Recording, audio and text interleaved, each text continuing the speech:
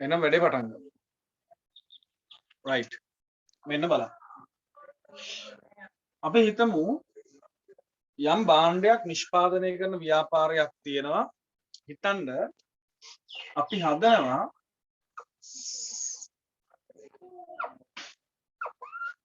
මොකක්ද?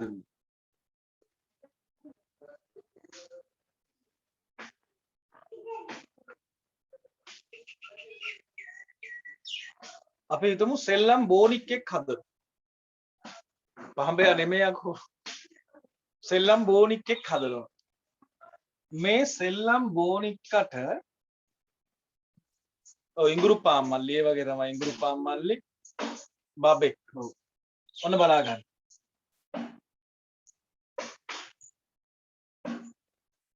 හරි හරි බලා ගන්නකො.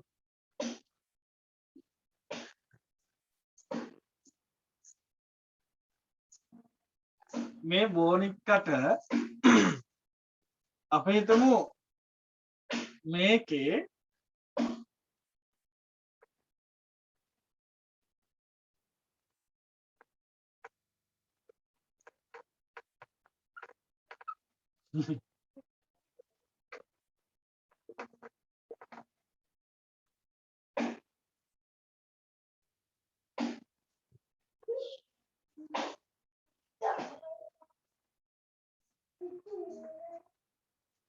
මෙතනට යනවා අපි හිතමු රෙදි වියදම.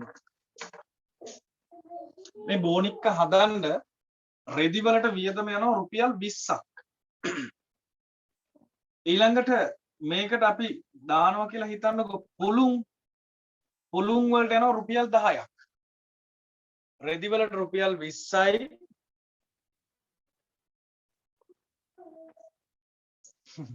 පුළුන් වලට 10යි රෙදි වියදම 20යි පුළුන් වලට 10යි. ඊළඟට මහන කෙනාට මැහුම් කුලිය කියලා කියන්නේ මැහුම් කුලිය යනවා කියලා හිතන්න රුපියල් 20ක්. එක බෝනික්කෙක් මහන රුපියල් 20ක් දෙනවා. බෝනික්ක මහන කෙනාට. මීට අමතරව අපි හිතමු මේකේ තව වියදමක් තියෙනවා කියලා මෙන්න මේ S දෙකට බොත්තම් දෙකක් අල්ලනවා මේ නහයටත් බොත්තමක් අල්ලනවා මේ වගේ නූල් ඔය කියන බඩු ටිකට වෙනත් ද්‍රව්‍ය කියන වෙනත් ද්‍රව්‍ය වලට යනවා රුපියල් 10ක්. වෙනත් ද්‍රව්‍ය වලට යනවා රුපියල් 10ක්. මේ බෝනික්කගේ විකුණුම් මිල රුපියල් 100යි. බෝනික්කගේ විකුණුම් මිල රුපියල් 100යි. මම හැමීට අවබෝධ කරලා දෙනවා හොඳට අහගන්න වෙන වැඩ කරන්න එපා. චූටි පොයින්ට් එකක් තියෙන මේක අල්ලගන්න. ඒක අහුවෙච්ච ගමන් ඕන ගණන් හදන්න පුළුවන්. බලන්න. සෙල්ලම් භාණ්ඩයක් හදනවා අපි බෝනික් එකක් හදනවා. මේ බෝනික්කට රෙදි වලට යනවා රුපියල් 20ක්. ඊළඟට පුළුන් වලට යනවා රුපියල් 10ක්. මහන කෙනාට ගෙවන්න ඕනි හරියටම බෝනික් එක් වෙනුවෙන් රුපියල් 20ක්. ඊළඟට වෙනත් ද්‍රව්‍ය වගේක් තියෙනවා බොත්තම් ගණන් මනන් වලට රුපියල් 10ක් යනවා. ඔයාලට දැන් මෙතන පේනවා 20යි 10යි 30යි 20යි 50යි 10යි රුපියල් 60ක් යනවා. රුපියල් 60ක් වියදම යනවා මේ බෝනික්ක හදන්න. බෝනික්ක හදලා ඉවර වෙනවා. රුපියල් 60ක්. බෝනික්කගේ විකුණුම් මිල රුපියල් 100යි. බෝනික්කගේ විකුණුම් මිල රුපියල් 100යි. ඊළඟට මේ බෝනික්ක නිෂ්පාදනය කිරීම සඳහා ගොඩනැගිල්ලක් කුලියට අරන් තියෙනවා. ගොඩනැගිල්ල තුල තමයි මේක කරන්නේ. දැන් මෙන්න මේ ශාලාවට ගොඩනැගිල්ලට කුලී ගෙවනවා. කුලිය රුපියල් 1,20,000යි වර්ෂයට. රුපියල් 1,20,000යි වර්ෂයට. තවත් මේකේ වියදම් තියෙනවා කියලා අපි හිතමු. විකුණුම් මිල රුපියල් 100යි. බෝනික් එක හදාන්න ඍජුවම යනවා වියදම් රුපියල් 60ක්. ගොඩනැගිලි කුලිය ගෙවන්න ඕනේ අවුරුද්දකට රුපියල් 1,20,000ක්. තව යන්ත්‍රශය වෙනවා. ඒ වගේ දේවල් අපි තියනවා කියලා හිතමුකෝ. දැන් දෙවෙනි පාර්ලිමේන්තුවයි කියන්න එපා. දෙවෙනි පාර්ලිමේන්තුවේ මේ පුළුවන් මේව තේරෙනවා. මට කියන්න මේ බෝනික් එක බෝනික් එක වික්කම ලාභය කීයද? එක බෝනික්කෙක්ගෙන් තියෙන ලාභය කීයද කියලා මං අහන්නේ.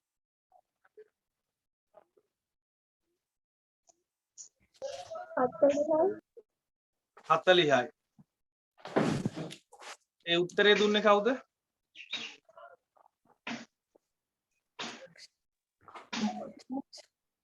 මధු සංක 40යි. මස්සන් කියනවා 40යි. බය නැතුව කියන්න. බෝනික්කෙක් දිනේෂ 40යි. කවින්ත 40යි. චලක්ෂණ නේද? ඔව්.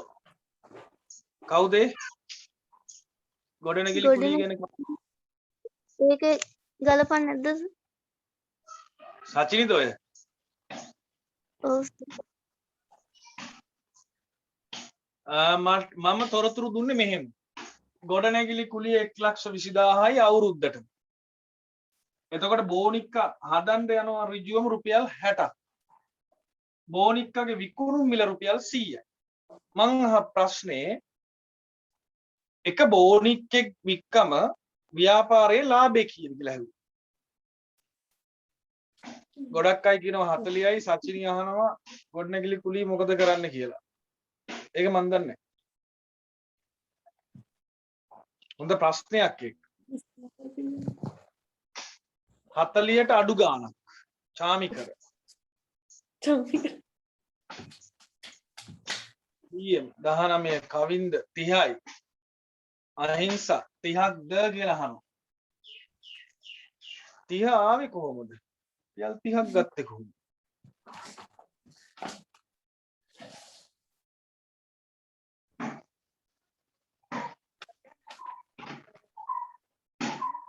නිමේෂ් වැල්ලවායි. ඔව් ටිලාන් එකක් හැදුවත් පාඩුයි. නිමේෂ් ලාභේ කීයද?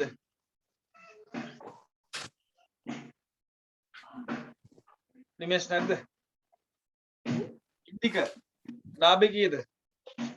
බෝනික්කෙකුගේ ලාභය. කින්දික වැල්ලවායි. නෑ. වර්නන් වැල්ලවායි. පූජ්‍ය 40යි. වර්නන් වැල්ලවායි. ලාභේ කීයද?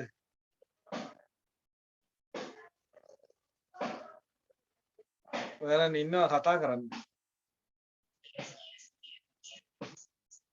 අපි දෙවිනි පාර්ලිමේන්තුවෙන් ගමු. මේ දහස් වලින්ද තියෙන්නේ කියලා අහනවා නෑ. මේ සාමාන්‍ය රුපියල්. ඔව් වර්නන් කතා කරාද කොහොමද? මම නැවත කියන ප්‍රශ්නය අහගන්න. බෝනික්කෙකු නිපදවීම සඳහා ඍජුවම රෙදිවලට 20යි, පුළුන් වල රුපියල් 10යි, මැහුම් කුලිය රුපියල් 20යි, වෙනත් ද්‍රව්‍ය මේ බොත්තම් වෙනත් ඍජු ද්‍රව්‍ය කියලා කියන්නේ මං රුපියල් 10යි. උතර බෝනික්කෙකුට ඍජුවම වියදම් යනවා රුපියල් 60ක්. බෝනික්කෙක් සාමාන්‍ය වෙළඳපොලේ අලෙවි කරනවා රුපියල් 100යි. මීට අමතරව ගොඩනැගිල්ලකට අවුරුද්දකටම කුලී ගෙවන්න ඕන රුපියල් 1,20,000ක්. මං අහන්නේ බෝනික්කෙකුගේ ලාභය කොපමණද? බෝනික්කෙකුගේ ලාභය කොපමණද? තාරුක 40යි. තාරුකද දන්නේ? 40යි. 40ක්ද එරුෂ කීයක් හදනවද? චාමික රහන්න කීයක් හදනවද? දිවංගනී 40යි. මම දැන් පැහැදිලි කරලා දෙන්නම් අහගන්න. මේකේ උත්තරේ දෙවෙනි පාර කරලා මම ඉතින් අහන්න දෙනවා.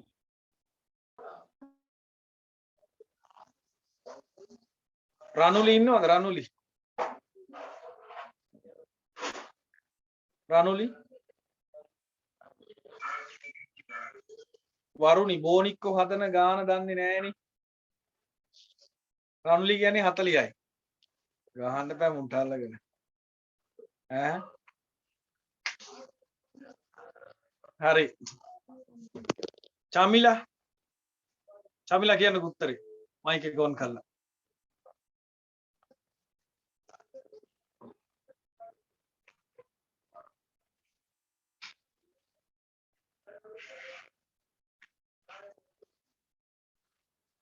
ඔව් හර්ෂණ හරි. මම පැහැදිලි කරන්නම් බලා ගන්න. ළමයි මෙහා ගන්න. චමිලා ගයානි ඍණ 80යි. මිනෝලි අනුත්තර ඍණ 80යි.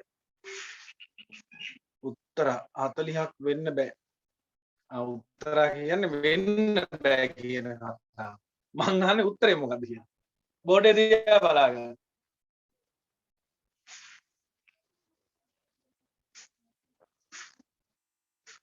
නිරෝ මගේ උත්තරේ කීයද?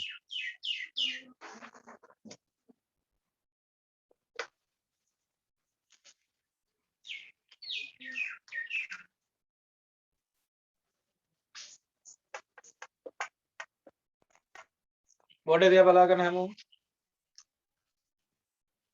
උවමනාවෙන් ඉන්න. කුලි 1,20,000යි. කුලි 1,20,000යි. රෙදි එකක් සඳහා රුපියල් 20යි. පුළුම් එකක් සඳහා රුපියල් 10යි. මැහුම් කුලි එකක් සඳහා රුපියල් 20යි. වෙනත් ද්‍රව්‍ය එකක් සඳහා රුපියල් 10යි. එකක් සඳහා දැරූ මුළු වියදම රුපියල් 60යි. බලාගන්න මේ ගොඩනැගිලි කුලී වෙනුවෙන් දරන 1,20,000 දරන්නේ බෝනික්කන් කීයක් සඳහාද? උත්තරයක් දෙන්න. ගොඩනැගිලි කුලී වාර්ෂිකව රුපියල් 1,20,000ක් දරනවා.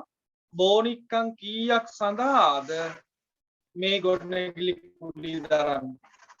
පැහැදිලි උත්තරයක් දෙන්න. අවුරුද්දෙම හර්ෂණ බෝනික්කන්ට නේ සර්. අවුරුද්දෙම. ඔව්. මේ වාර්ෂිකව අවුරුද්දට රුපියල් 1,20,000යි. එතකොට බෝනික් එක හදන්න ඍජු වියදමක් යනවා රුපියල් 60යි. ඔයාලා කියන්නේ දැන් බෝනික්කෝ කීයකටද මේ 1,20,000? අවුරුද්දටම කියලානේ උත්තරේ කියන්නේ. රයිට්. අවුරුද්දටම හැදුවා බෝනික්කෝ 1000ක්. අවුරුද්දටම බෝනික්කෝ 1000ක් හදලා. මගේ ගොඩනැගිලි කුලී කීයද? අපි ඒකක වලට කියුනේ දාගන්න. ඒකක වලට කියු දාගන්නේ ප්‍රමාණය. ඊට පස්සේ මෙන්න මේ ඒකක 1000ක් බෝනික්කෝ 1000ක් හදනවා. මගේ ගොඩනැගිලි කුලී කීයද? 1,20,000. හිතන්න අවුරුද්දට බෝනික්කෝ 5000ක් හදනවා. මගේ ගොඩනැගිලි කුලී කීයද? 1,20,000යි. 1,20,000යි. අවධානයෙන් ඉන්න මේක හරියට මහුනොත් ගොඩ. ඔව්.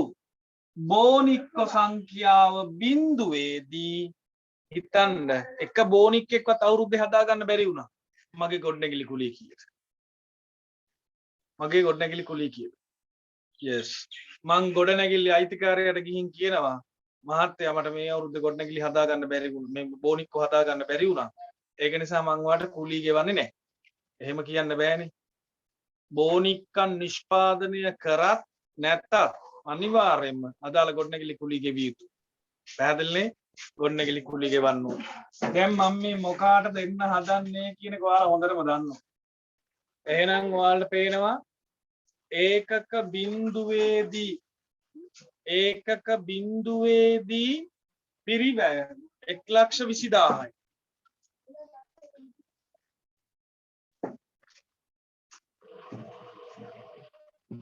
ඒකක 1000දී පිරිවැය 1,20,000යි.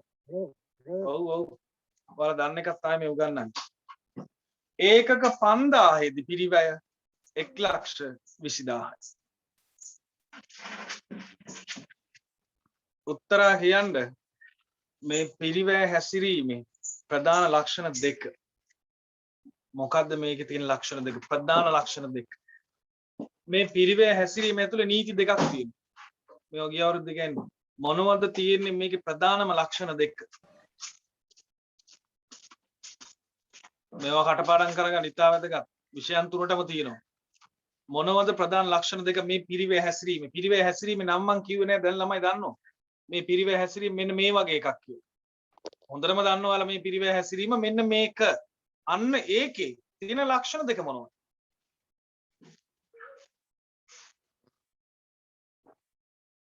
ඔය පිරිවැය හැසිරීම නම දන්නවා. නම දන්නවා තමයි. දැන් ගොඩක් අය ස්ථාවර කියන මම දන්නවා ඉකෝන්ල ඉගෙනගෙන තියෙනවා. මේ හැබැයි ඉකෝන්ල ඉගෙන ගත්තට මේ න්‍යායයන් දෙක දීලා නැහැ නේ. මොකද්ද මේක ඇතුලේ තියෙන න්‍යායයන් දෙක? නීති දෙකක් තියෙනවා මේකේ. මයික් එක ඔන් කරේ කවුද? කියන්න. නීති දෙක මොනවද? චතුරිකා දන්නවද? දිස්නා මයික් එක ඔන් වෙලා මයික් එක ඔෆ් කරන්න.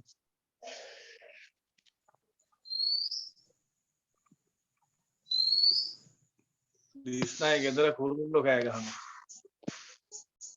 හරි මම ඔෆ් කරා. චතුරිකා දන්නවනම් කියන්න. මොනවද මේකේ නීති දෙක?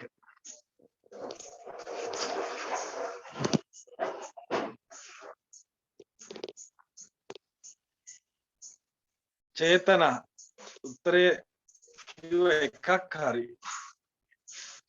මතක නැද්ද ගිය අවුරුද්ද ඉගෙන ගත්ත අය? මෙන්න අහගන්න නීති දෙක.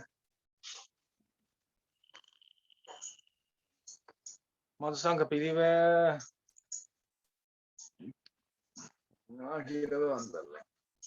ඔච්චර ගැඹුරින් හිතන්න ඕනේ නැහැ බෝඩ් එක දිහා බලාගෙන. මේ පිරිවැය නීති දෙකයි. හරියට කටපාඩම් කරේ නැත්නම් අවබෝධය දාගන්න මෙන්න ගීතානි කියන විචල් යෙදුම් ඒකක සමජාතීය නොවන බව. මෙන්න උත්තරේ. ළමයි මේ පිරිවැය හැසිරීමට කියන නම තමයි ස්ථාවර පිරිවැය. ස්ථාවර පිරිවැය. ෆික්ස්ඩ්. ෆික්ස්ඩ් කියන්නේ ස්ථාවරයි වෙනස් වෙන්නේ නැහැ. ෆික්ස්. එතකොට F පිරිවැය කොස්ට් එකනේ C. ස්ථාවර පිරිවැය කියලා හැදෙන්නේ මෙහෙමයි. ෆික්ස් ස්ථාවරයි වෙනස් වෙන්නේ නැහැ. කොස්ට් එක පිරිවැය ස්ථාවර පිරිවැය. මේ නීති දෙක. මෙන්න පළවෙනි නීතිය. මොකද්ද මේ පළවෙනි නීතිය? මේක න්‍යායක්. ස්ථාවර පිරිවැය වෙන්න නම් නියත වශයෙන්ම ප්‍රමාණය බිඳුවේදී පිරිවැයක් තිබිය යුතුමයි. ඔය එක නීතියක්. පැහැදිලිද? ස්ථාවර පිරිවැයේ පළවෙනි නීතිය තමයි ප්‍රමාණය බිඳුවේදී පවා දැරිය යුතුවේ. එකයි. ප්‍රමාණය බිඳුවේදී පවා දැරිය යුතුවේ. නැත්තම් ස්ථාවර පිරිවැයක් වෙන්න බෑ. එහෙනම් අනිවාර්යෙන්ම ප්‍රස්ථාර සටහන මූල ලක්ෂයෙන් පටන් ගන්න බෑ කිසිසේත්. ස්ථාවර පිරිවැය මුළු ස්ථාවර පිරිවැය රේඛාව මූල ලක්ෂයෙන් පටන් ගන්න බෑ කොහොමද? මූල ලක්ෂය කියන්නේ ප්‍රමාණය බිඳුව නම් පිරිවැයක් කීයද? බිඳුවයි.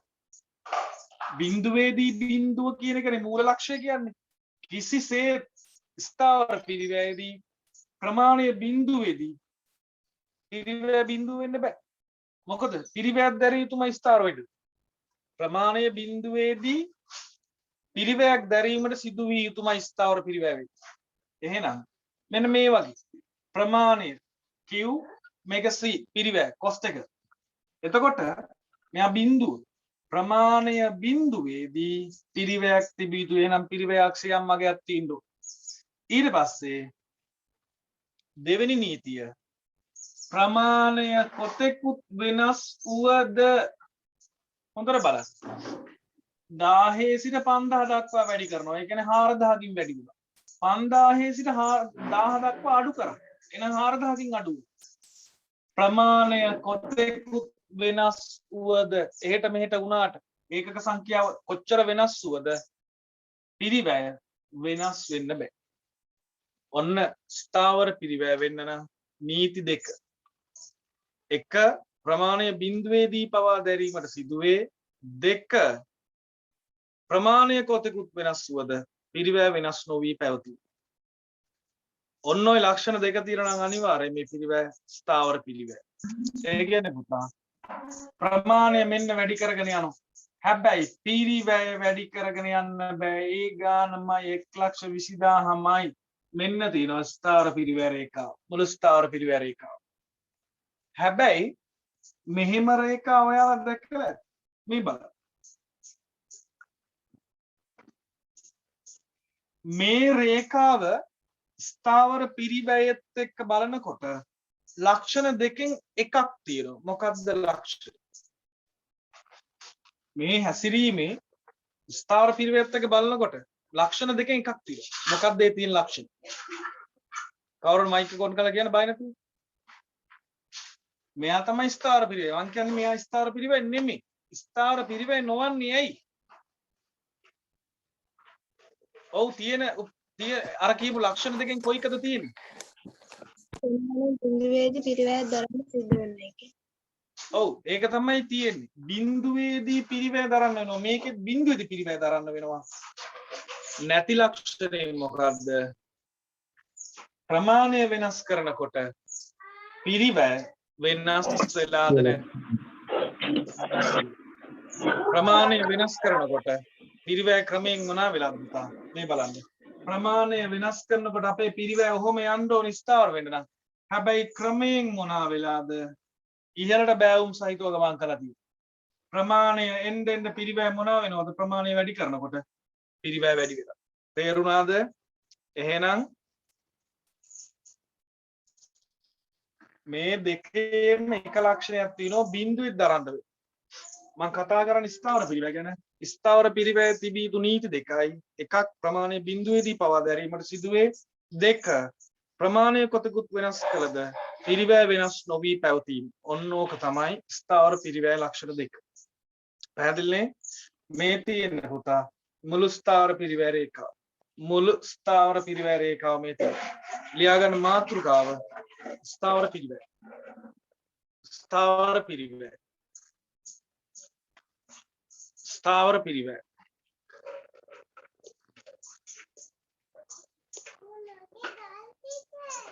ස්ථාවර පිරිවැය. ඕකේ යටතේ ලියන්න.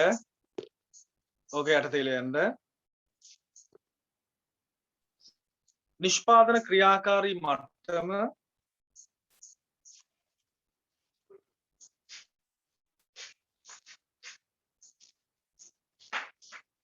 නිෂ්පාදන ක්‍රියාකාරී මට්ටම කොතෙකුත් වෙනස් වුවද නිෂ්පාදන ක්‍රියාකාරී මට්ටම කොතෙකුත් වෙනස් වුවද වෙනස් නොවී පවතින පිරිවැය නිෂ්පාදන ක්‍රියාකාරී මට්ටම කොතෙකුත් වෙනස් වුවද වෙනස් නොවී පවතින පිරිවැය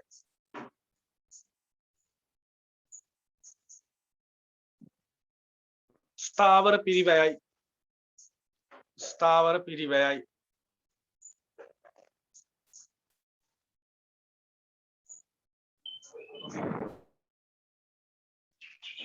ඊළඟ රූල් යන මුළු ස්ථාවර පිරිවැය රේඛාව කියලා මෙන්න මේක ඇඳගන්න. මුළු ස්ථාවර පිරිවැය රේඛාව කියලා ඒක ඇඳගන්න.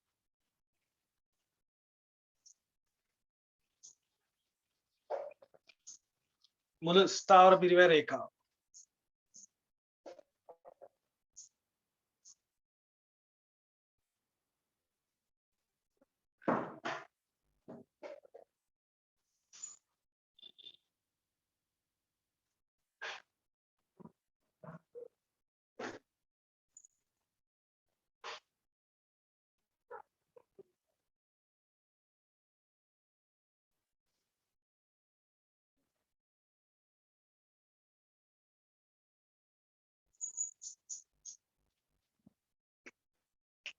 මේ රේඛාව ඇඳගෙන දල වශයෙන් පරිමාණයෙන් නම් කරගන්න ඕනේ නැහැ හරියට.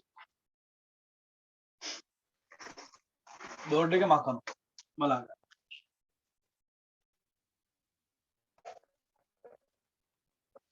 දැන් ඔයාලා දැක්කා ගොඩනැගිලි කුලී කියන එක ඒකක සංඛ්‍යාව කොච්චර උඩ පහළ ගියාට වෙනස් වෙන්නේ නැහැ ඒ පිරිවැය.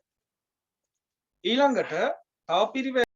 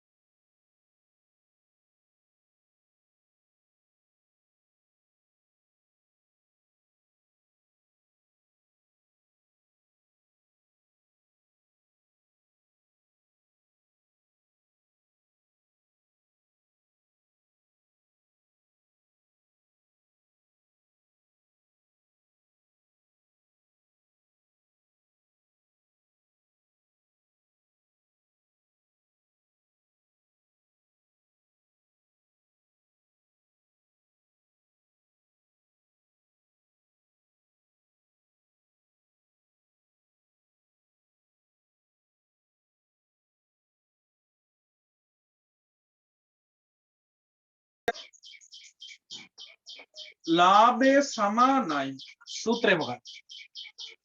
ලාභය සමානයි.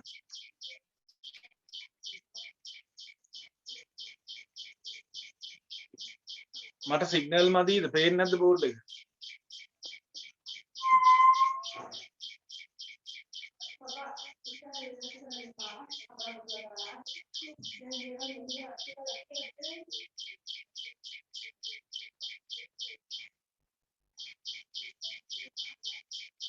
ඔව්. ලාභය සමානයි මේ බලන්න. ලාභය සමානයි මුළු ආදායම ඍණ මුළු වියදම. ඕක මේ ඉකෝන් ඉගෙන ගන්න ඕනෙත් නැහැ මොනවත් ඉගෙන ගන්න ඕනේ මේක දැනගන්න. ලාභය සමානයි මුළු ආදායම ඍණ මුළු වියදම. ලාභය සමානයි මුළු ආදායම ඍණ මුළු වියදම. හොඳට බලා ගන්න මං අහ ප්‍රශ්නේ. එක බෝනික්කෙකු අලෙවි කිරීමෙන් ලැබෙන ලාභය කොපමණද කියලා හිතුවා. ගොඩක් අය රුපියල් 40 කියලා කිව්වනේ. ඔන්න බලා ගන්න. එක බෝනික්කෙකුගේ ලාභය සමානයි මුළු ආදායම. මට කියන්නේ එක බෝනික්කෙක් වික්කොත් මුළු ආදායම කීයද? රුපියල් 100යි. එක බෝනික්කෙක් වික්කොත් මගේ ආදායම රුපියල් 100යි. ඍණ මුළු වියදම කීයද? පුළුවන් නම් කවුරු හරි කියන්න. මගේ ව්‍යාපාරයේ මුළු වියදම කීයද?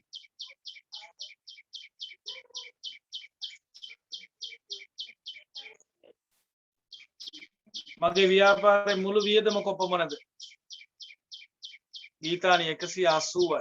පූජ්‍ය 1,20,060යි. හර්ෂණ 180යි. රසිකා ප්‍රියදර්ශනී 180යි. 180යි.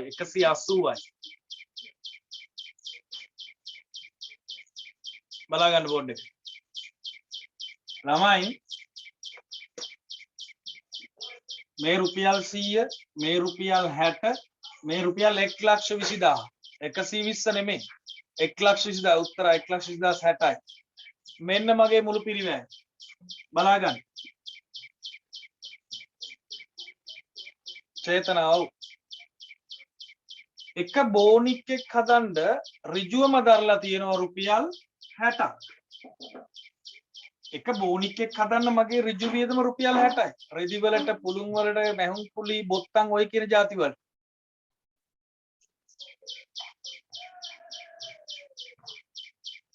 කුරුල්ලෙක් කෑ ගන්න හද්ද එනවද? වැඩිද? ඉන්න දැන් අර එහා පැත්තේ මාම කැටපොලයක් හදන ගමන් ඉන්නේ. ඒකෙන් දීලා දාන්න.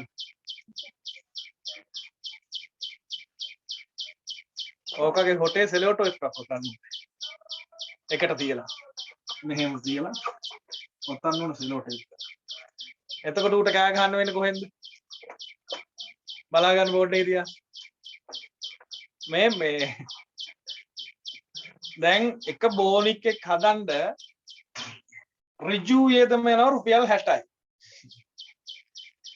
ඒකට එකතු කරන්න ඍජුවම කියන්න බැරි වියදම. ළමයි එක බෝනික්කෙක් හදන්නත් දැන්ටමත් ගොඩනැගිල්ලක් කුලියට අරන් තියෙන්නේ. එතන වියදම කීයද? 1,20,000යි. 1,20,000යි. දැන් රුපියල් 100 ඍණ 1,20,060යි. 1,20,060යි. ඔයාලට පේනවා මහා පට්ට ලාභයක් එන්නේ. උත්තරේ ඍණාගයක් එන්නේ. 1,19,960ක් අලාභයි. 1,19,960ක් අලාභයි. ලාභනේ. දැන් මේක ඇතුලේ තිබිච්ච දේ හිමීට පැහැදිලි කරලා දෙන්න හොඳ අවධානයෙන් අහගන්න. ඉතාලම සරල පාඩමක්. දැන් ක්‍රමයෙන් පැහැදිලි කරලා දෙනවා බෝඩ් එක දිහා බලාගන්න.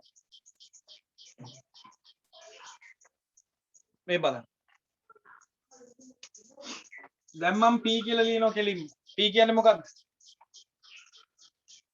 විකුණුම් මිල 100යි. ඊළඟට මම කිව්වා ඒකකයක් සඳහා ඍජුවම දරන රුපියල් 60යි කියලානේ කිව්වේ. රුපියල් 60යි. මෙයාට නම් කරන්න පුළුවන් ඉංග්‍රීසි අකුරු මොනවද මං කිව්වේ? variable cost කියලා කිව්වේ. VC. දැම්මට කියන්න මේ විචල්්‍ය පිරිවැය එකක විචල්්‍ය පිරිවැයද මුළු ඒකකවල විචල්්‍ය පිරිවැයද මේ රුපියල් 60යි කියන්නේ. රුපියල් 60 කියන්නේ එකක විචල්්‍ය පිරිවැයද මුළු විචල්්‍ය පිරිවැය. ඒකකයක විචල්්‍ය පිරිවැය ඒකකයක විචල්්‍ය පිරිවැය කියන එකට අපි කියනවා ABC කියලා. average කියන්නේ සාමාන්‍යයක්. ඔයාලට මතකද ලක්ෂ 3 බෙදුවා ඒකක 5000න් උත්තරේ රුපියල් 60ක් ආව මතකද? ලක්ෂ 3 බෙදුවා 5000න්. දැන් මේ මුළු පිරිවැය ඒකක ගානින් බෙදුවම සාමාන්‍යයගෙන මේ ඇවිල්ලා තියෙන්නේ. මුළු වටිනාකම ඒකක ගානින් බෙදුවම සාමාන්‍යයයි. එහෙනම් මේ හැම එකම ඒකක ගානින් බෙදුවම එන උත්තරේට කියන්නේ සාමාන්‍යයගේ ඇවරේජ්. එහෙනම් ඇවරේජ් කියන එකට තමයි ඒ අකුරු දාලා තියෙන්නේ. ABC රුපියල් 60යි. ABC රුපියල් 60යි. ABC කියලා කියන්නේ ඒකකයක විචල්්‍ය පිරිවැය. මේ බලන්න. එකක විකුණුම් මිල රුපියල් 100යි. ඒකකයක විචල්්‍ය පිරිවැය රුපියල් 60යි. ඉතිරි වෙනවා රුපියල් 40ක්. ගොඩක් අය කියන්නේ මෙන්න මේක ලාභේ. ගොඩාක් ව්‍යාපාරිකයෝ කියන්නේ මේකට ලාභයි කියලා. අපි ගත්තේ බෝනික් එක ගත්තේ 80යි විකුණන්නේ 100යි. මට බෝනික් එකෙන් ලාභේ තියෙනවා රුපියල් 20ක්. එහෙම ගොඩක් අය කියන්නේ. කෙලින්ම ගත්ත ගානෙන් වික්ක මිල වෙනස අඩු කරලා ගන්නවා ලාභය කියලා. මේක වැරදි. මේ 40ට ලාභය කියලා කියන්නේ ලාභ වෙන්න නම් අනිවාර්යයෙන්ම නීතිය මොකක්ද? ආදායමට වඩා පිරිවැයට වඩා ආදායම මොනවා වෙන්න ඕන? වැඩි වෙන්න ඕන. පිරිවැයට වඩා ආදායම වැඩි වුණොත් තමයි ලාභය කියලා කියන්නේ. ඔන්න බලාගන්න. දැන් මට කියන්න එක බෝනික් එක වික්කම ලාභය නෙමෙයි දැන් වචනේ. අතට කීයක් ඉතිරි වෙනවද රුපියල්? එක බෝනික් එක වික්කොත් අපේ අතට සල්ලි කීයක් ඉතිරි වෙනවද? අතට ඉතිරි වෙන ගාන කීයද? ලාභයි කියන්න එපා. එක බෝනික් එක වික්ක ගමන් මගේ අත ඉතිරි වෙනව කොච්චරද? රුපියල් 40ක් ඉතිරි වෙනවා. හේතුව රුපියල් 100කට බෝනික්ක වික්ක ගමන් ඒ එන සල්ලි වලින් එවලෙන් මං ගෙවන්න ඕනේ. රෙදි වලට 20යි, මැහුම් කුලිය 20යි, පුළුන් වලට 10යි, වෙනත් ඍජු ද්‍රව්‍ය වලට 10යි. රුපියල් 60ක් මං ඒ වෙලාවෙම ගෙවන්න ඕනේ. එතකොට මේ හම්බෙච්ච එකපාර රුපියල් 100ෙන් රුපියල් 60ක් මං වියදම් කරපු ගමන් මට ඉතිරි වෙනවා රුපියල් 40ක්. මේ රුපියල් 40 ලාභ නෙමෙයි. එහෙනම් පුතා මේ 40 ලාභ නෙමෙයි නම් මේක නමක් තියෙනවා. මේකේ නම හැදෙන විදිය මං කියා දෙන්නම් මෙන්න මේකත් එක්ක. ඔන්න අහගන්න. දැන් ඔය ඩබල් ඊටි කරපු ළමයි එහෙම දඩබඩ ගාලා දැන් උත්තර දාන්න. අහගන්න පුතා.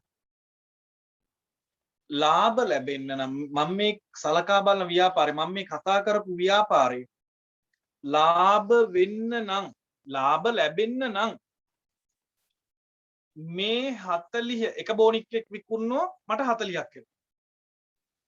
තව බෝනික් එක විකුණනවා රුපියල් 40ක් එනවා. තව බෝනික් එක විකුණනවා රුපියල් 40ක් එනවා. මට කියන්න පුතා බෝනික්කො 3ක් වික්කොත් මගේ අතේ සල්ලි කීයක් තියෙනවද? බෝනික්කො 3ක් වික්කොත්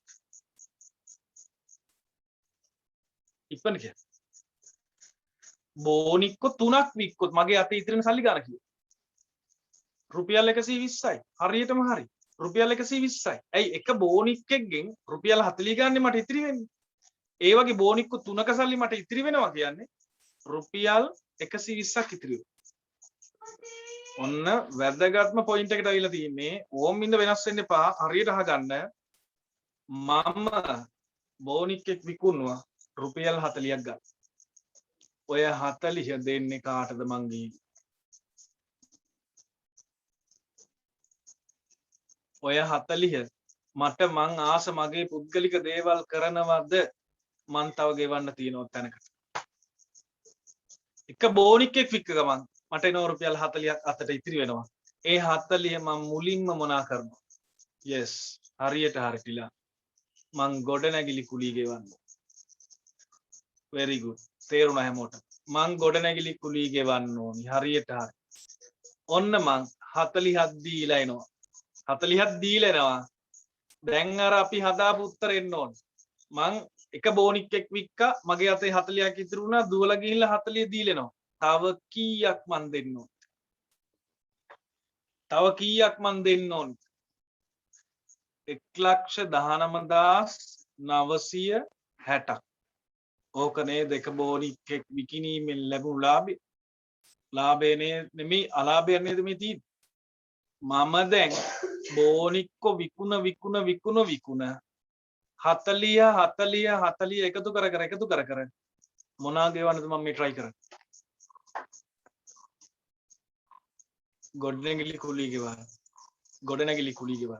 ගොඩනැගිලි කුලී කියන එකට අපි පොදු නමක් දැම්ම මොකක්ද ගොඩනැගිලි කුලී කියන්නේ බිඳුවේදී දැරිය යුතුයි FC very good FC ස්ථාවර පිරිවැය එහෙනම් මගේ ස්ථාවර පිරිවැය පියවන්න නේද මේ උත්සාහය මගේ ස්ථාවර පිරිවැය පියවන්න ඔන්න වචනෙන් හදන්නේ මගේ ස්ථාවර පිරිවැය පියවන්න දායක වෙන්නේ මේ 40 කැලි ටික නේද මගේ ස්ථාවර පිරිවැය පියවන්න දායක වෙන්නේ මේ රුපියල් 40 ඒවා තේරෙනවද මේ 40 එකතු කරලා තමයි දායක වෙන්නේ මගේ ස්ථාවර පිරිවැය පියවන්න එහෙනම් මම මෙයාට නමක් දෙනවා දායකය මේ 40ට කියන්නේ දායකයෙක් කියලා මම මෙන්න මේ 40 සහභාගී කරගෙන නේද මගේ ස්ථාවර පිරිවැය පියවගන්නේ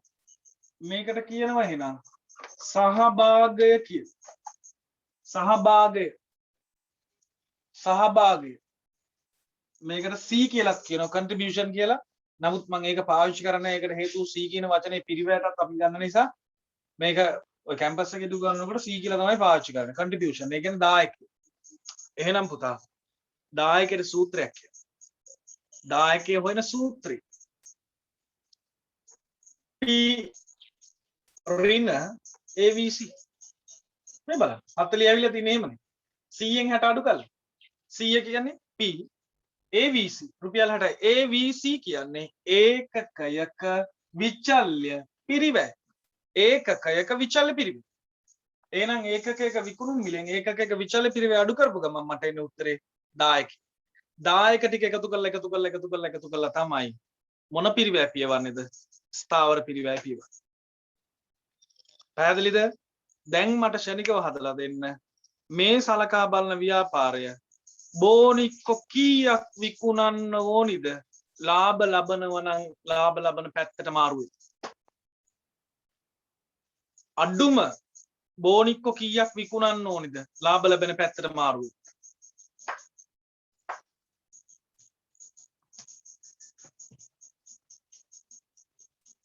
ඉතා හොඳයි අඩුම 3000ක් විකුණන්න ඕනි ලාභ පැත්තට මාරු වෙනවා කියන්නේ 3001ක්වත් විකුණන්න ඕන හරියට හරි ඉතා හොඳයි කොහොමද හොයාගත්තේ මෙන්න බලන්න මට 1,20,000ක් කුලී ගෙවා ගන්න ඕනිනේ මේ 1,20,000ෙම කුලිය ගෙවන්න වෙන්නේ රුපියල් කීය බැගින්ද දායක කරගන්න 40 බැගින් දායක කරගන්න එහෙනම් මං 1,20,000 හැදෙන්න 40 කෑලි කීයක් තියෙනවද බැලුවා නම් හරිනේ 1,20,000 පියවන්න 40 කෑලි එකතු කරලා කී වතාවක් එකතු කරද්ද මේ 1,20,000 පියව ගන්න පුළුවන් එහෙනම් 1,20,000 බෙදීම රුපියල් 40 පුතා මේකට අපිට දාන්න පුළුවන් ස්ථාවර පිරිවැය මේ 1,20,000 කියන්නේ ස්ථාවර පිරිවැය මේ 40 කියන්නේ දායක කියන්නේ contribution අපි සිංහලෙන්ම ලියමු දායකය මට කියන්න මේ 3000 කියන්නේ ඒකක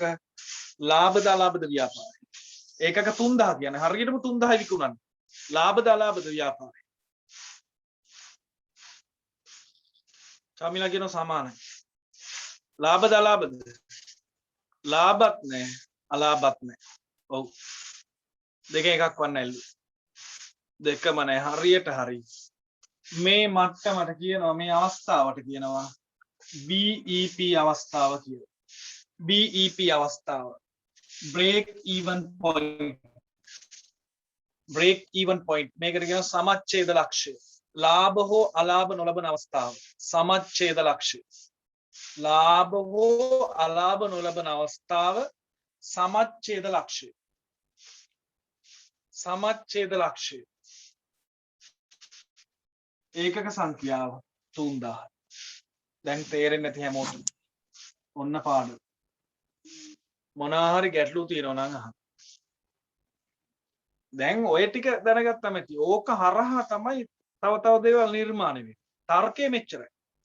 තර්කය මෙච්චරයි. විකුණුම් මිල කීයද? එයාගෙන් ස්ථාවර විචල පිරිවැය අඩු කරන්න විකුණුම් මිල විචල පිරිවැය අඩු කරාම එන උත්තරයක් 10ක. ඒ 10ක කැලේ ටික එකතු කරලා තමයි මොන පිරිවැය පියව ගන්නේද? ස්ථාවර පිරිවැය පියව ගන්න. ස්ථාවර පිරිවැය පියවපු වහාම ව්‍යාපාර ලාභයි. හැම වෙලේම ලාභ හැදෙන්නේ මොන කැලේ එකතු වෙලා. එතකොට ලාභ හැදෙන්නත් බෑ. දැන් 3000න් පස්සේ අපිට ලාභය තියෙනවනේ. 3001ක් වික්ක ගමන් ලාභය කීයද මට කියන්න. 3001ක් වික්ක ගමන් ලාභය කීයද? 3000 රුපියල් 40යි. එතකොට 3002ක් වික්කොත් ලාභය 3002ක් වික්කොත් ලාභය 80යි. එහෙනම් දැන් ඔයාලට තේරෙන්න ඕනි ලාභය හැදෙන්නෙත් මොනා එකතු වෙවිද? යම් තැනකට පස්සේ ලාභය හැදෙන්නෙත් මොනා එකතු වෙවිද? දායක ටික එකතු වෙවි. බොහොම හොඳයි. දායක ටික එකතු වෙවි තමයි ලාභය හැදෙන්නේ. ඒක හරියට මෙන්න මේ වගේ ප්‍රස්තාව සටහන අඳිනකොට ඔයාලට තේරෙයි. මේ බලන්න. අපේ මෙහෙම ඉරක් තියෙනවා නම් මෙතන ඍණ 120 තියෙන්නේ කියන්නේ 1,20,000. මෙහෙ ධන කීය හරි තියෙනවා කියන්නේ මේ බලන්න. මෙන්න මේ වගේ තැනක ඉඳන් හෙමින් අපි ගමන් කරනවා කොහෙටද? හෙමින් ගමන් කරනවා. ගමන් කරලා යම් තැනකදී මේක මාරු වෙනවා. යම් තැනකදී ඍණාගය ධනාගය බවට පත් වෙනවා. හරියටම මට කියන්න මේ ඩොට් එක හැදුනේ ඒකක කීයද? මේ ඩොට් එක හැදුනේ ඒකක 3000. දැන් පැනපු ගමන් මෙහෙට අපේ අර 40 කැලි එකතු වෙනවා ධනාගයක් හැදේ. ඒ ධන ටික එකතු වෙලා ලාභ ඇති වෙනවා. එහෙනම් අපි මේ උත්සාහ කරන්නේ භාණ්ඩ විකුණලා මුලින්ම මොනාපියෝ ගන්න. විකුණලා ට්‍රයි එක දෙනවා ෆුල් ට්‍රයි එකක් දෙනවා විකුණ හැම භාණ්ඩයකින්ම එන දායක කැලේ එකතු කරලා මොනාපියවන්න ඉස්සෙල්ලම උත්සාහ කරන්න. ස්ථාවර පිරිවැය පියවපු වහාම එතනින් පැන්න ගමන් ව්‍යාපාරයට ලාභයි. ඒ ලාභ හැදෙන්නේ අර දායක ටික එකතු වෙවි ගිහින්. ඔන්න ඔමයි වෙන්නේ. ලියා ගන්න මාතෘකාව ආන්තික පිරිවැය අධ්‍යයන ප්‍රවේශ. ආන්තික පිරිවැය අධ්‍යයන ප්‍රවේශ.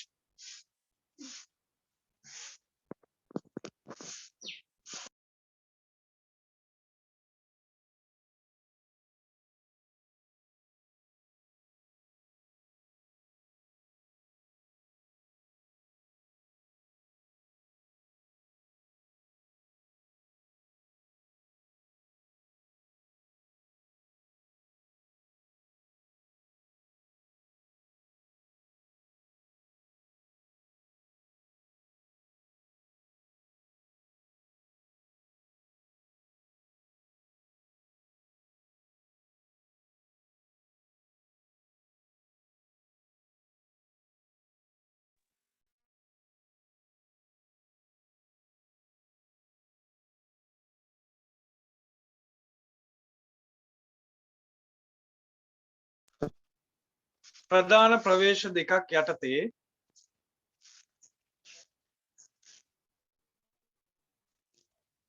ඔය ළමෙක් අහනවා ස්ථාවර පිරිවැයක් නැත්තම් මොකද කරන්නේ සර් කියලා. ස්ථාවර පිරිවැයක් නැති වෙන්න විදියක් නෑ ව්‍යාපාරේ. ස්ථාවර පිරිවැයක් නැති වෙන්න නම් ඒක අර පොලේ ඉඳන් කරන රස්සාවක් වෙන්න ඕනේ. පොලෙන් මේ පැත්තෙන් බඩු අරගෙන අනිත් පැත්තට විකුණනවා වගේ වෙන්නේ. පොලේ වික්කත් අනිවාර්යයෙන්ම පොල කාශි කියලා හරි ගාණක් ගෙවන්න වෙනෝනේ ප්‍රාදේශ සභාවට. අන්න ඒක ස්ථාවර පිරිවැයක් වෙයි.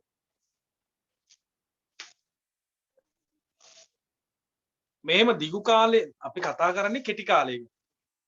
මේ පාඩම අදාළ වෙන්නේ කෙටි කාලේ. දිගු කාලයේදී සෑම පිරිවැයක්ම විචල පිරිවැයයිනේ. ඒ කියන්නේ පිරිවැය වෙනස් වෙනවනේ ඕනම එකක්.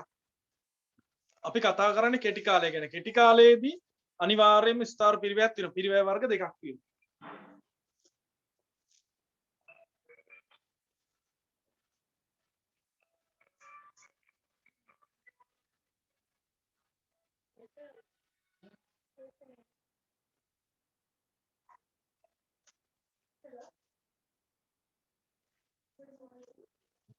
අධ්‍යයන ප්‍රවේශ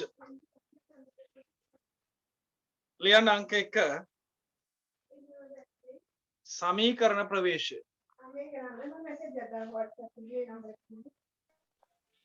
සමීකරණ ප්‍රවේශය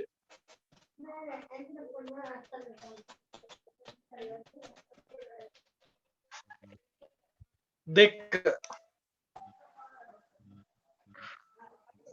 ප්‍රස්ථාරික ප්‍රවේශය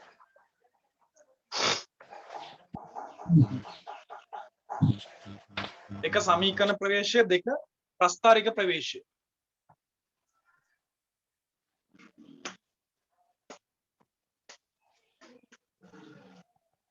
ලියා ගන්න මාතෘකාව ලියන්න සමීකරණ ප්‍රවේශය සමීකරණ ප්‍රවේශය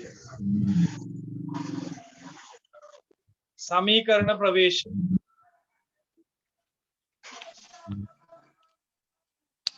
සමීකරණ ප්‍රවේශය යටතේ ලියන්න සමීකරණ ප්‍රවේශය යටතේ ළඟට සමීකරණ ප්‍රවේශය යටතේ පහත සමීකරණ පිළිබඳව පහත සමීකරණ පිළිබඳව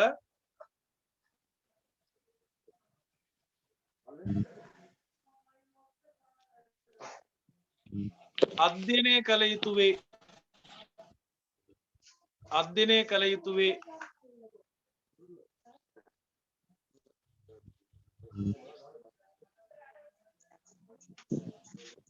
අධ්‍යයනය කළ යුතු වේ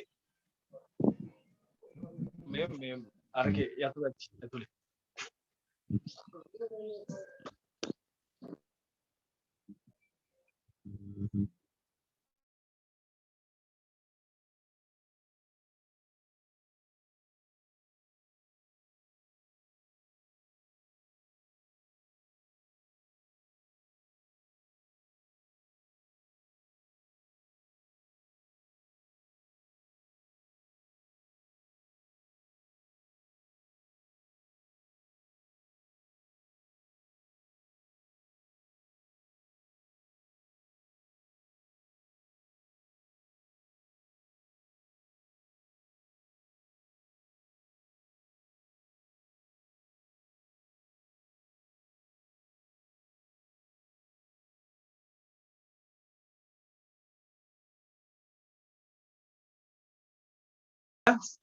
ලියන්න සමීකරණ ප්‍රවේශයනේ සමීකරණ ප්‍රවේශය යටතේ පහත සමීකරණ අධ්‍යයනය කළ යුතු වේ ලියන්න අංක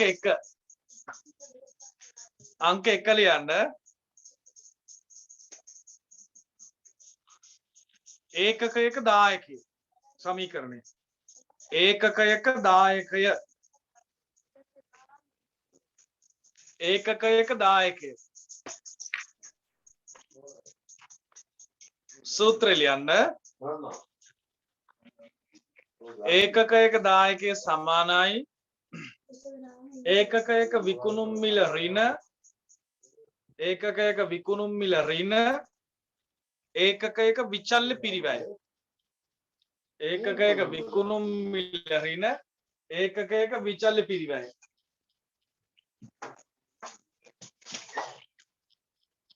ඒකකයක විකුණුම් මිල ඍණ ඒකකයක විචල්්‍ය පිරිවැය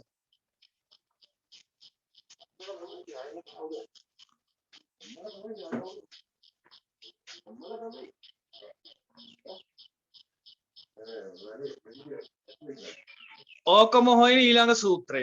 ඒ කියන්නේ ඒකකයක දායකය කියන එකම හොයන ඊළඟ සූත්‍රය. දකුණු පැත්තේ හුලන් ටිකක් අඩුයි. ඒකක දායකයෝ හොයන ඊළඟ සූත්‍රය. ඔයාලා නෙමෙයි කිව්වේ. ඔයාලා හුලං ගහ ගන්න යන්න එපා. මේ ඕකම හොයන ඊළඟ සූත්‍රය. ඒක ඉවසන් ආ ඊළඟ සූත්‍රය කියන්නේ මුළු දාය ඔව් දකුණු පැත්ත ඕනේ නැහැ බං මෙන්න ලියපන්. මුළු දායකය බෙදීම ඒකක ගණන. ඕකම හොයන ඊළඟ සූත්‍රය මුළු දායකය බෙදීම ඒකක ගණන. මුළු දායකය බෙදීම ඒකක ගණන.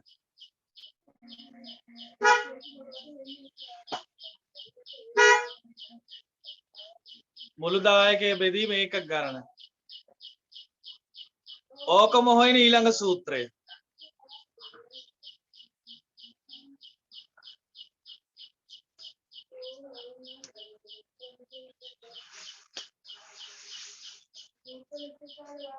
දුකයි ඔව් ඔව්. ඒකක දායකය බං මේ අයියෝ පැටලෙනවා. සල්ලි තමයි දෙයියෝ. මොකද්ද මං කියා හිටියේ? ඒකක දායකනේ. උලං අඩියෝ.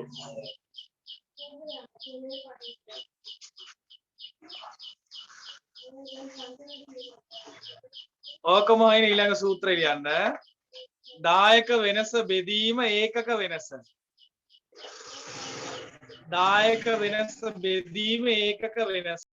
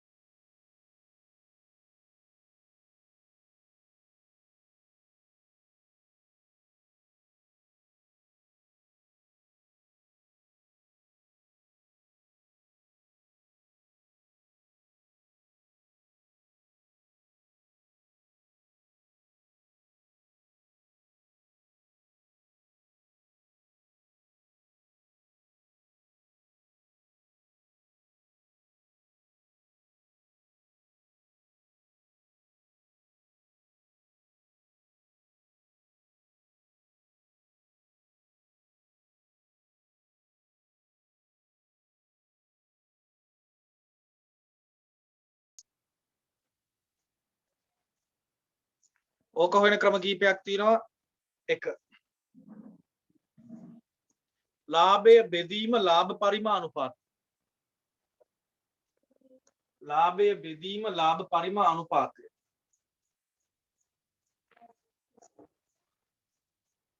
ලාභය බෙදීම ලාභ පරිමාණුපාතය. ඕක මොහොන දෙවෙනි ක්‍රමේ. ආරක්ෂිතාන්තිකයේ ඒකක වැඩි කිරීම ඒකක විකුණුම් මිල. ආරක්ෂිත ආන්තිකයේ ඒකක වැඩි කිරීම ඒකක විකුණුම් මිල.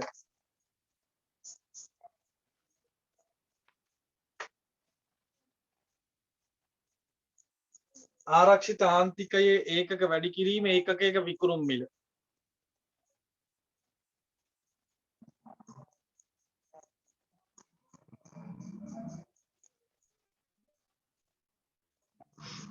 ආරක්ෂිත ආන්තිකයේ ඒකක වැඩි කිරීම ඒකක විකුණුම් මිල.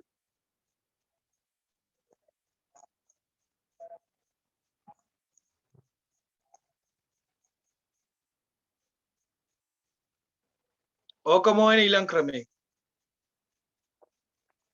මුළු ආදායම ඍණ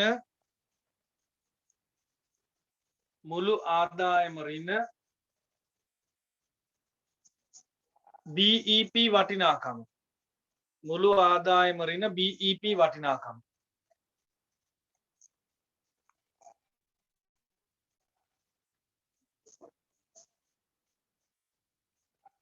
මුළු ආදායම ඍණ BEP වටිනාකම.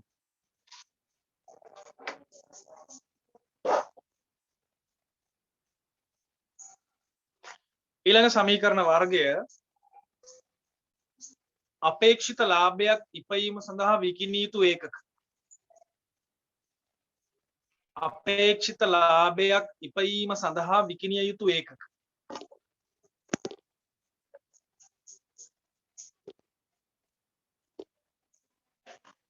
අපේක්ෂිත ලාභයක් ඉපයීම සඳහා විකිණිය යුතු ඒකක.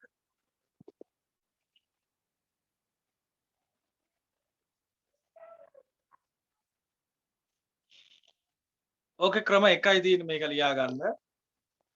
අපේක්ෂිත ලාභය ධන අපේක්ෂිත ලාභය ධන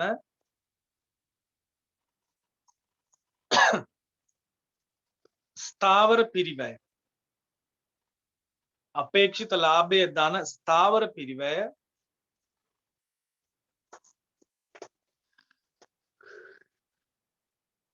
පොදුවේ ඉරක් ගහලා දෙක බෙදන්න ඔය දෙකේම එකතුව බෙදීම ඒකකයක දායකය. ඒකකයක දායකය.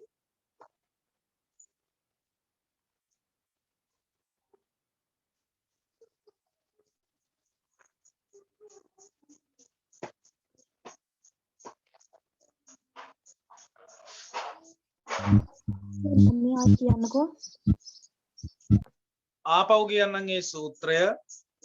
අපේක්ෂිත ලාභය ධන ස්ථාවර පිරිවැය ඒ සූත්‍රයට කියන්නකෝ අපේක්ෂිත ලාභයක් ඉපීම සඳහා විකිණිය යුතු ඒකක.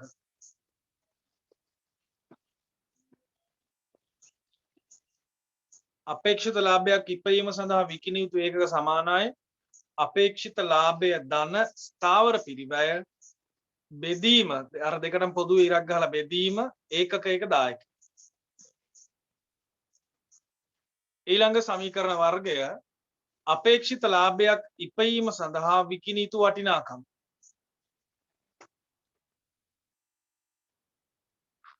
අපේක්ෂිත ලාභයක් ඉපයීම සඳහා විකිණිය යුතු වටිනාකම.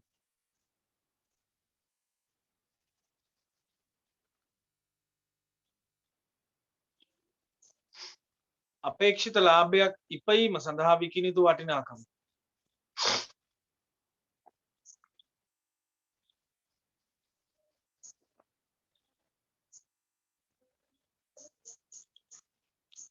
අර උඩ සූත්‍රය ඒ විදිහටම ලියලා වැඩි කිරීම ඒකකයක විකුණුම් මිල.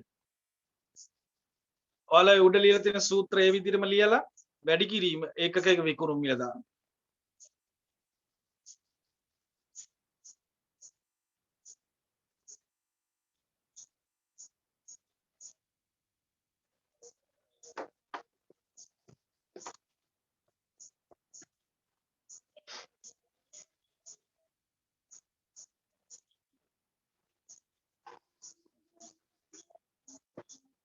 ඕකම හොයන ඊළඟ ක්‍රමේ ආයේ සූත්‍රය ආපහු අහනවා මම කියන්නම්. අපේක්ෂිත ලාභයේ ධන ස්ථාවර පිරිවැය බෙදීම ඒකකයක දායකය වැඩි කිරීම ඒකකයක විකුණුම් මිල. වැඩි කිරීම ඒකකයක විකුණුම් මිල.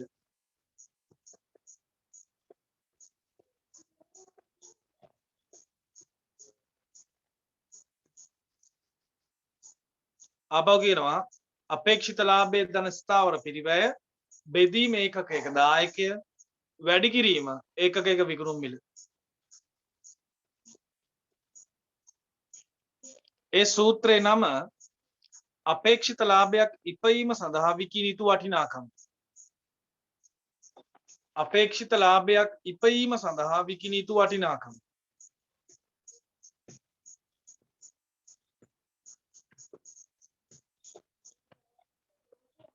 ඕකම හොයන්න පුළුවන් තව ක්‍රමයක් තියෙනවා. අපේක්ෂිත ලාභයේ ධන ස්ථාවර පිරිවැය අපේක්ෂිත ලාභයේ ධන ස්ථාවර පිරිවැය බෙදීම ලාභ පරිමාණුපාතය.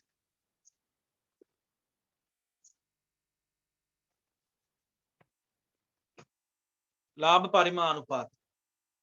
ලාභ පරිමාණුපාතයට කියනවා දායක විකුණුම් අනුපාතය කියලා කියනවා.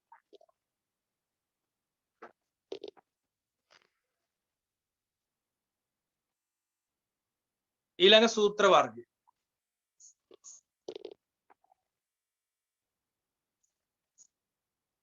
ඒකකයක ස්ථාවර පිරිවැය. ඒකකයක ස්ථාවර පිරිවැය.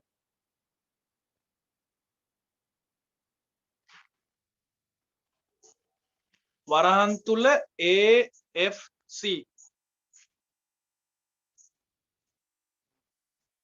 කලින් එක ආයි කියන්න කියනවා මම ආයි කියන්නම් කලින් එක අපේක්ෂිත ලාභයේ ධන ස්ථාවර පිරිවැය අපේක්ෂිත ලාභයේ ධන ස්ථාවර පිරිවැය බෙදීම ලාභ පරිමාණුපාතය.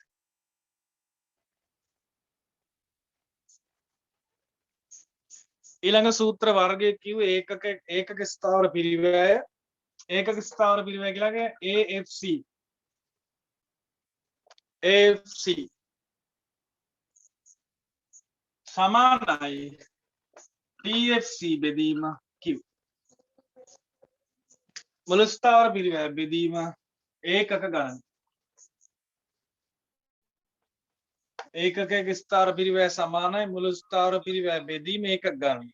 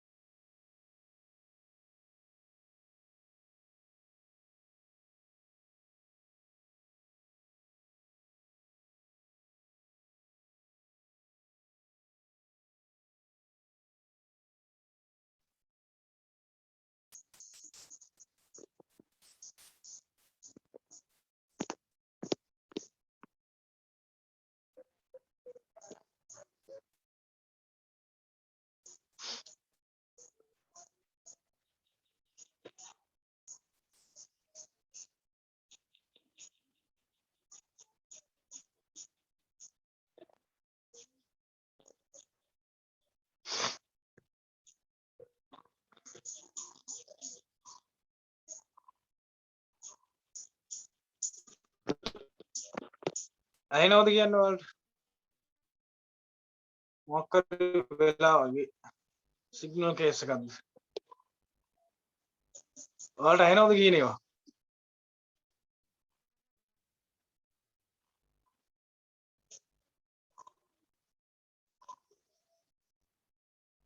හරි ලියා ගන්න. මම කිව්වේ ඒකක ස්ථාවර පිරිවැය. ඒකක ස්ථාවර පිරිවැය සමානයි මුළු ස්ථාවර පිරිවැය බෙදීම ඒකක සංඛ්‍යාව.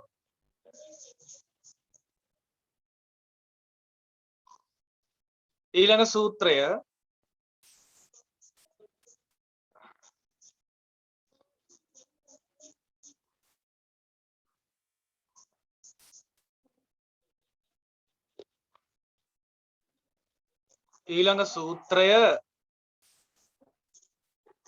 මාව කැඩි කැඩීද පේන්නේ මාව හරියට පේන්නේ නැද්ද ඔව් සර්.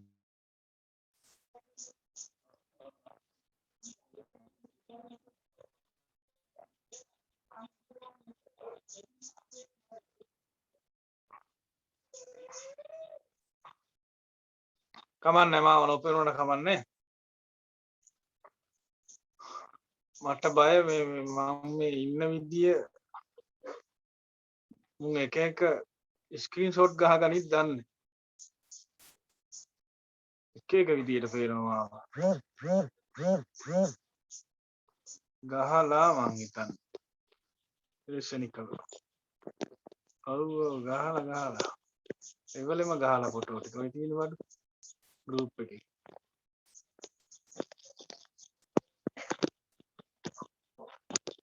ඒවට නම් සිහි බුද්ධිය තියෙනවා සෙනික් දැන් පේනවා කිව්ව හරියට රයිට් ෆොටෝද මමද මොනවද මොකද්ද අපි කී ගියා හිටියේ දැන් අමතකයි ඒකක ස්ථාර පිරිවැය හරි ඊළඟ ලියන්න ඒකක එක විචල පිරිවැය AVC ඒකක එක විචල පිරිවැය AVC හරියට ලියන්න AVC සමානයි TVC බෙදීම q මුළු විචල පිරිවැය බෙදීම ඒකක ගන්න මුළු විචල පිරිවැය බෙදීම ඒකක ගන්න මේකම හොයන්න පුළුවන් ඩෙල්ටා TVC බෙදීම ඩෙල්ටා q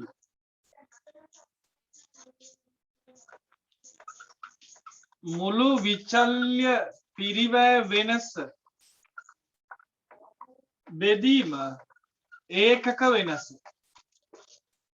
මුළු විචල්‍ය පිරිවැය වෙනස බෙදීම ඒකක වෙනස ඩෙල්ටා TVC බෙදීම ඩෙල්ටා q මුළු විචල්‍ය පිරිවැය වෙනස බෙදීම ඒකක වෙනස මම මේ කියන්නේ ABC හොයන ක්‍රමේ ඒකක එක විචල්‍ය පිරිවැය හොයන ක්‍රමේ ක්‍රම දෙකක් දුන්නා එකක් මුළු විචල්‍ය පිරිවැය බෙදීම ඒකක ගණන දෙක මුළු විචල්‍ය පිරිවැය වෙනස බෙදීම මුළු ඒකක වෙනස තුන්වෙනි ක්‍රමේ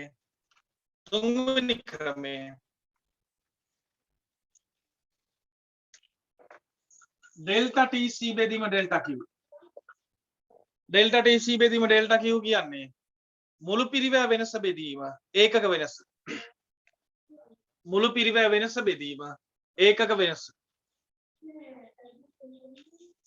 මුළු පිරිවැය වෙනස බෙදීම ඒකක වෙනස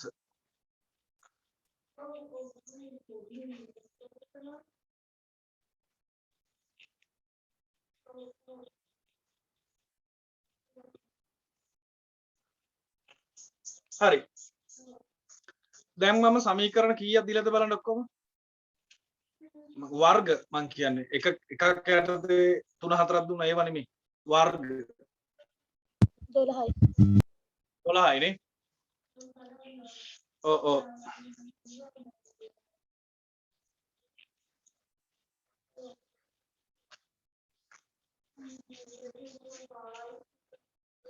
මට එක තැනක් අමතක වුණා වගේ මුළු දායකයේ හොයන තැනට යන්න ඉක්මනට මුළු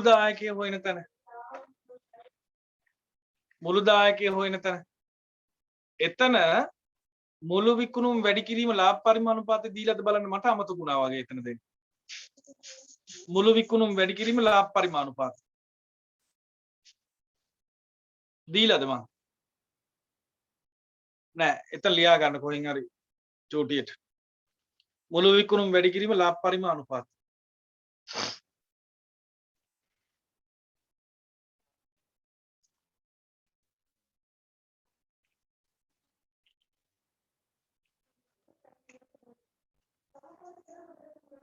ලාභ මුළු විකුණුම් වැඩි කිරීම ලාභ පරිමාණ අනුපාතය ලාභ පරිමාණ අනුපාතයටම තමයි කියන්නේ දායක විකුණුම අනුපාතය.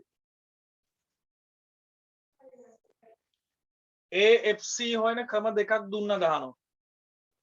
නෑ මන් දුන්නේ මේක විතරයි. මොකටද ඕක ලියන්නේ අහනවා. කොයිකද? මුළු දායකය කියන එකද? මුළු දායකයේ සමානයි මුළු විකුණුම වැඩි කිරීම ලාභ පරිමාණ අනුපාතයෙන් දුන්නේ ඔය ගානක දීලා තියෙන දත්ත අනුව තමයි අපි හදන්න ඕනේ. මොන දත්ත දෙයිද කියලා අපි දන්නේ නැහැ. ඒ තියෙන දත්ත ටික අනුව තමයි ගන්න ඕනේ. හිතන්න කෝකට අදාළ දත්ත ටික තියෙන්නේ කියලා. එහෙමම 2012 පේපර් එකේ ඕක ආවා. ඔය මුළු දායකය හොයන ක්‍රම. ලාභ පරිමාණ අනුපාත දාලා 2012 පේපර් එකේ. අම්මා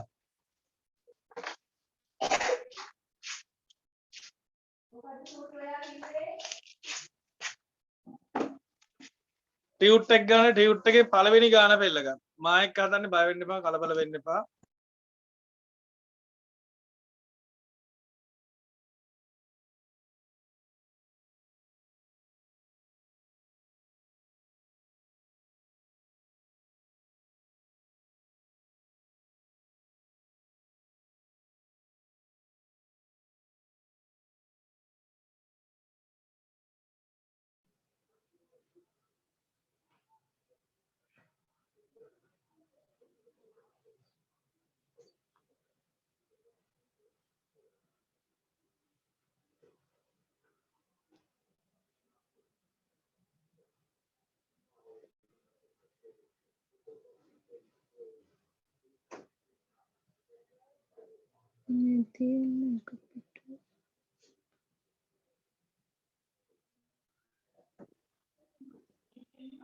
හරිනේ පේනවනේ හැමෝටම පළවෙනි ගාන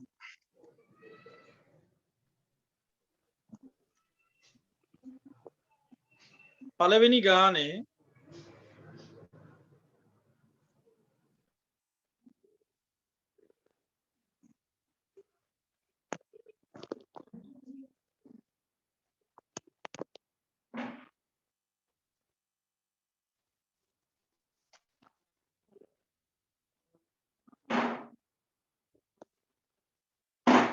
ටියුට් එකේ පළවෙනි පිටුව ෆොටෝ එකක් ගහලා මං හැබැයි ගෲප් තුනටම දැම්මෙව්වා නේද?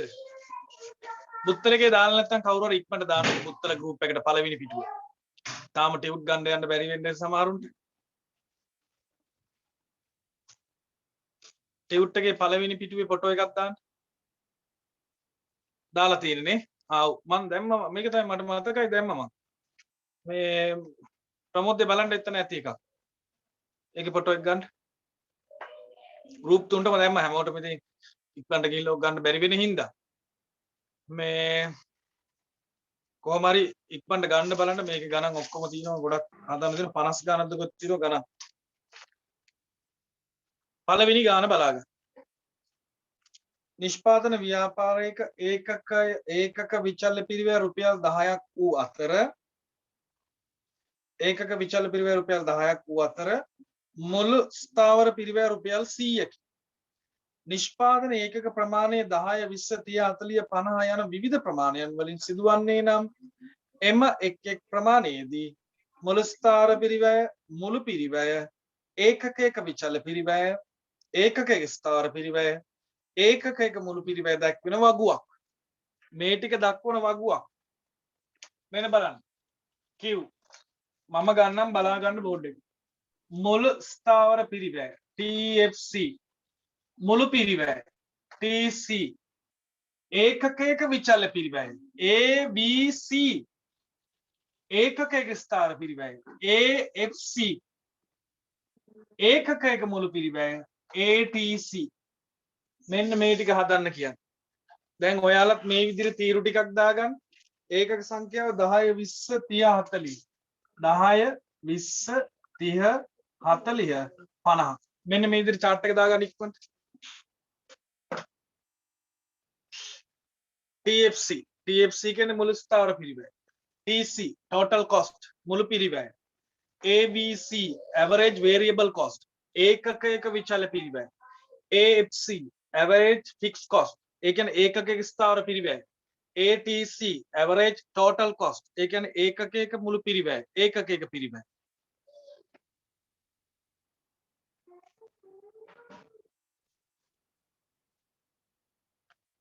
හරිනේ හැමෝම Q PFC TC ABC AFC ATC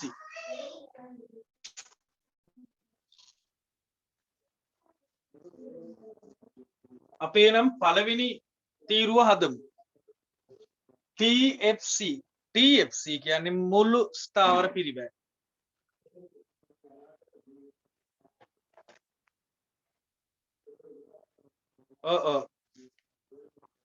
ටිලන් හරි මේ ඩිරෙක්ට් දාන හින්දා හොඳයි මේ බලා ගන්න ඒකක 10 20 30 40 50 හොඳට බලන්න මුළු ස්ථාවර පිරිවැය 100යි මුළු ස්ථාවර පිරිවැය මෙන්න රේඛාව බලා ගන්න TFC ප්‍රස්ථාරය හැදෙන විදිය TFC කියන්නේ මුළු ස්ථාවර පිරිවැය ඔයාලට මතකයි ඒකක 10 දී හැදුවත් මුළු ස්ථාවර පිරිවැය වෙනස් වෙන්න බෑ ඒකක 20ක් හැදුවත් මුළු ස්ථාවර පිරිවැය වෙනස් වෙන්න බෑ ඒකක 30ක් හැදුවත් මුළු ස්ථාවර පිරිවැය වෙනස් වෙන්න බෑ ඒකක 40ක් හැදුවත් මුළු ස්ථාවර පිරිවැය වෙනස් වෙන්න බෑ ඒකක 50ක් හැදුවත් මුළු ස්ථාවර පිරිවැය 100මයි ඒකක 50000ක් වුණත් මෙතන මේ උත්තරේ 100 වෙන්න ඕන ඔන්න මං ස්ථාවර පිරිවැය රේඛාව පිරිවුවා රේඛාවට අදාළ වගුව සංඛ්‍යා දත්ත ටික මං දාගත්තා TFC වෙනස් වෙන්නේ නැහැ ලේසි මේක ඕක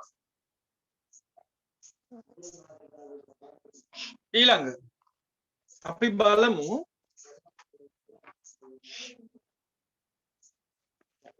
මුළු පිරිවැය රේඛාවට අදාළ දත්ත ඉල්ලනවා මුළු පිරිවැය ළමයි මුළු පිරිවැය හැදෙන්නේ TC සමානයි FC ධන TVC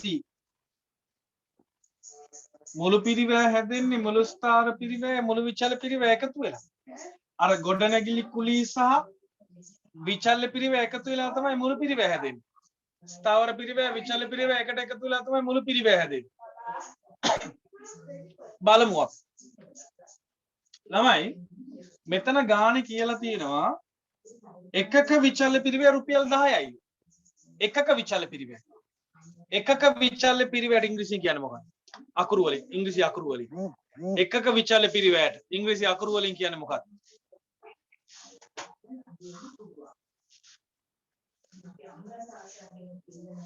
එකක විචල්්‍ය පිරිවැයට ඉංග්‍රීසි අකුරු මොනවද තියෙන්නේ ඔව් ABC එකක විචල්්‍ය පිරිවැය ABC එහෙනම් බලන්න මේ තියෙනවා මෙතන මේ එකක විචල්්‍ය පිරිවැය රුපියල් 10යි 10යි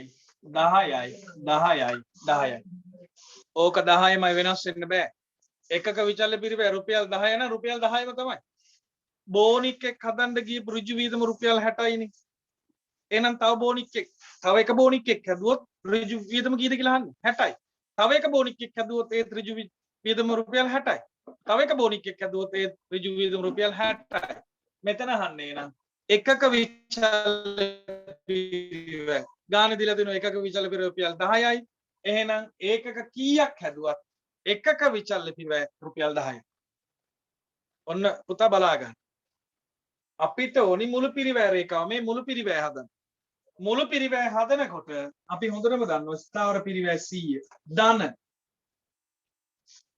ඒකක 10 දී මුළු විචල්්‍ය පිරිවැය කීයද ඒකක 10 දී ඒකක එක විචල්්‍ය පිරිවැය 10 නම් ඒක වැඩි කළ උත්තරේ ගන්න ඔන්න බලන්න ඒකක 10කට එකකට රුපියල් 10 ගන්න මුළු විචල්්‍ය පිරිවැය 100යි මේ ස්ථාවර පිරිවැය 100යි දෙකේ එකතුව 200යි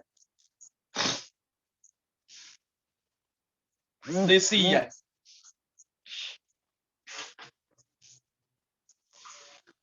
ඊළඟ ඒකක 20 දී දැන් ඒකක 20 වැඩි කිරීම එකක විචල්්‍ය පිරිවැය 10යි එතකොට මෙතන 200යි මේ ස්ථාවර පිරිවැය 100යි 300යි 300යි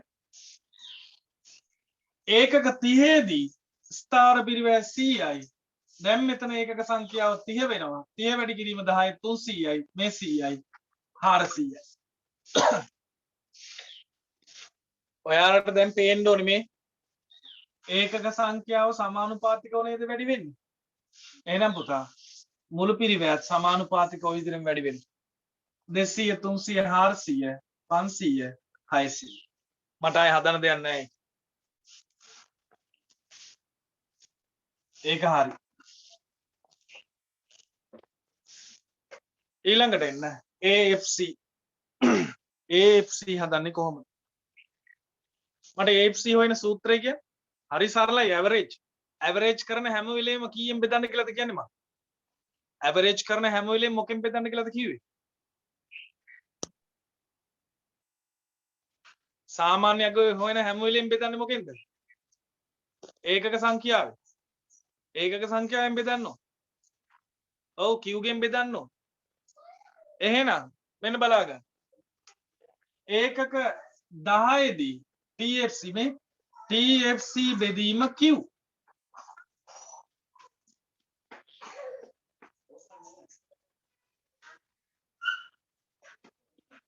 ඒකක 10 දී මුළු ස්ථාර පිරිවැය 100යි.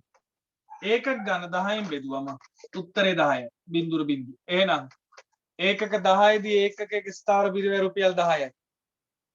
ඒකක 20 දී බලමු. ඒකක 20 දී ඒත් මුළු ස්ථාර පිරිවැය 100යි.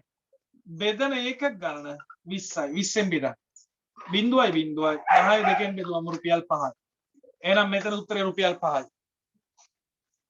රුපියල් 5යි. තුන්වෙනි එක බලන්න. ඒකක 30 දී මුළු ස්ථාර පිරිවැය 100යි. බෙදන්න ඒකක 30න්. දැන් ඒකකයක ස්ථාර පිරිවැය කීයද? බෙදලා ගන්න ඉක්මනට 3.33යි.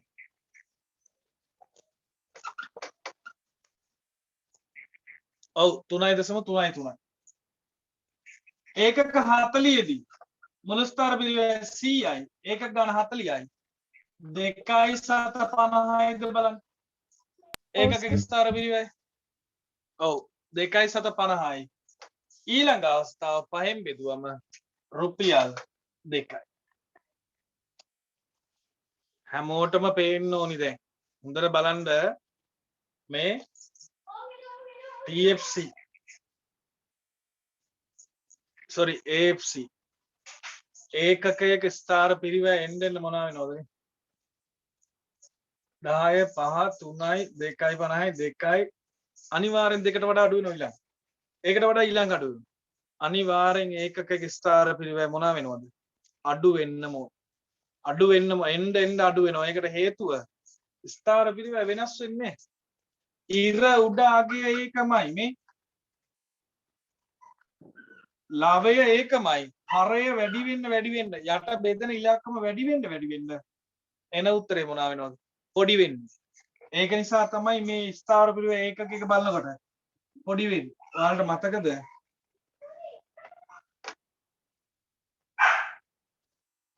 මෙන්න මේ වගේ රේඛාවක් ඇඳ ඒකක ස්ථාර පිරිවැය කියලා. හැබැයි කවදාවත් ප්‍රමාණාක්ෂය ගෑවෙන්න බෑ කියලා කිව්වා. ප්‍රමාණාක්ෂය ගෑවුනොත් බිංදුව වෙනවා. මේ උගන්වන වෙනම ඉස්සරහට ප්‍රස්ථාරක ප්‍රවේශයේදී උගන්වනවා. ප්‍රස්ථාරික ප්‍රවේශය කියලා වෙනම කොටසක් තියෙනනේ අපේ. දැන් අපි මේ යන්නේ සමීකරණ ප්‍රවේශයනේ. ඒක